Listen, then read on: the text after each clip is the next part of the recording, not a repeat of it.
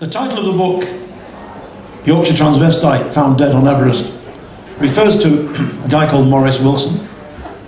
And this story is true. I came across it years back when I was just researching Everest for the book I wrote, Footloose in the Himalaya. A fascinating account of a Yorkshire man, a true Yorkshire man with the kind of grit and stamina and pig-headedness that Yorkshire folk seem to have. I'm born in Lancashire myself, but I lived more of my life in Yorkshire and the Yorkshire Dales than I've lived anywhere. I can never be an honorary Yorkshireman because they don't allow you in if you're a Lancastrian. If you were a Martian, you'd be allowed to be an honorary Yorkshireman, but not if you're a Lancastrian.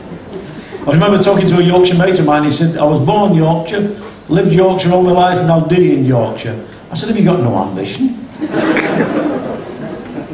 But what gets me about this story is that Wilson, I've just been reading about the 96 Chinese expedition to Everest, and Wilson, the Chinese reckon now, they found his tent at something like 26,000, I think 25 or 26,000 feet. They reckon that he got the highest anybody ever got on Everest before the later expeditions. This is 1934 when he went. And there is a body of opinion, largely centred around Yorkshire, that maintains that he actually did get to the summit of Everest. Anyway, I think it's a southern plot to discredit Maurice Wilson and all northerners. And the first part of the piece starts with me ranting on about the north-south divide. I'll leave that and cut straight to the story of Maurice Wilson.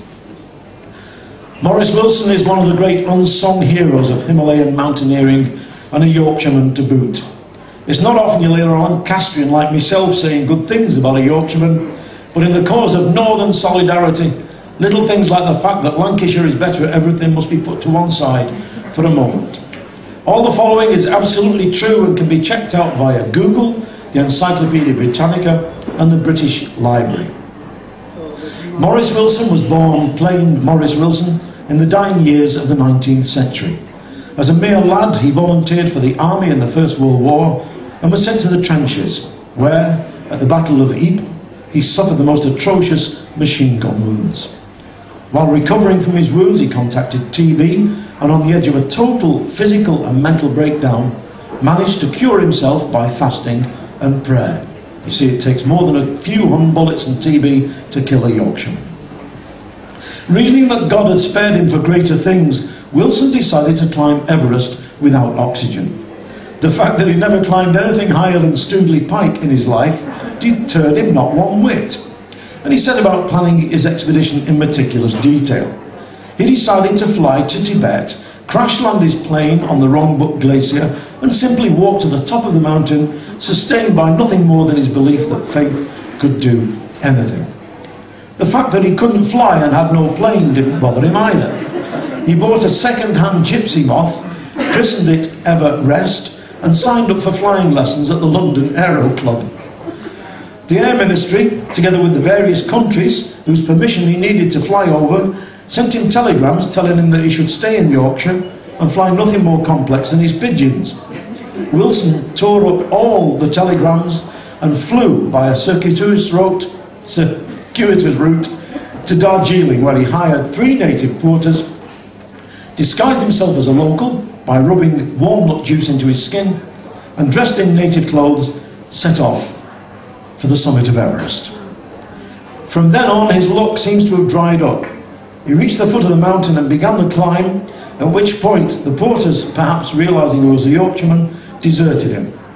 According to received wisdom, he died of hypothermia and exhaustion while trying to climb the ice chimney into the North Col sometime in June 1934. And it's here that the story takes on the character of something more mysterious even than any Da Vinci Code, since the very first people to come across Wilson's body and his diaries were Eric Shipton and Dan Bryant while on the Everest expedition of 1935.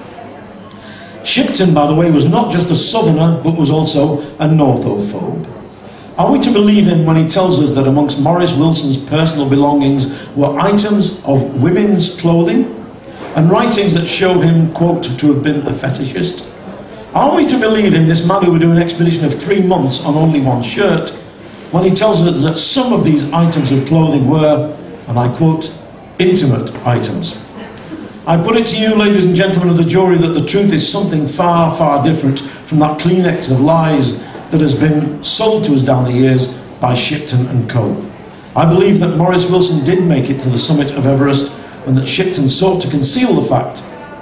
The women's clothing, well, if even it was true, everybody has to have a hobby.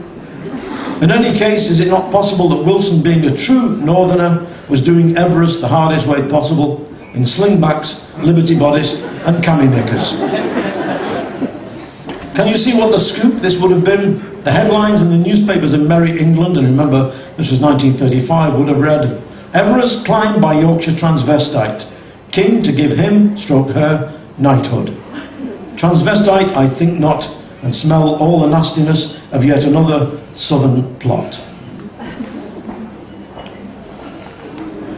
I think that one of the things I talk about a lot in the book is the kind of strange people you meet, either on the hill or when you come off the hill or trekking and on your various journeys.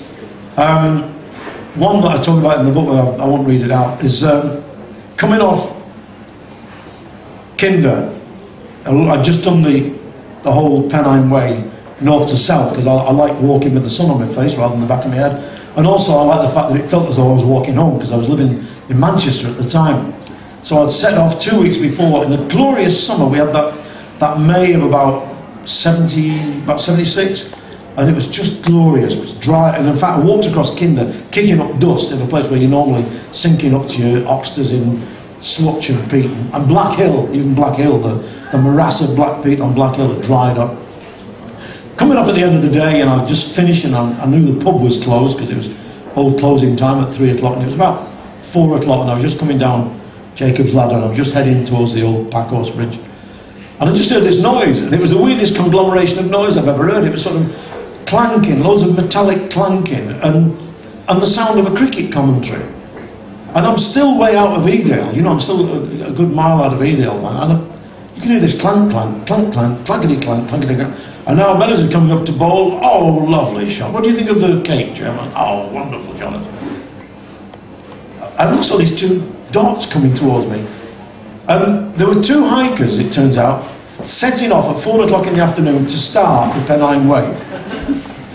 They're covered in, you remember the old Blacks triangular rucksacks, the khaki ones that used to be able to get the frame rucksack? They've got one of those each, and hanging from it, there was billy cans, there was frying pans, there was tin cups, tin mugs, there was oil lamp, and you know, the old hurricane lamp, all hanging off the back of this. And both of them, it was a father and son, the father about 45, the son about 20, both of them had those Tyrolean hats with the feathers on. And they were striding up, and they got a portable radio on the rucksack.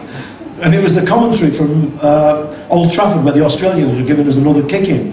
And they're coming up towards me and they said, which way's Croydon?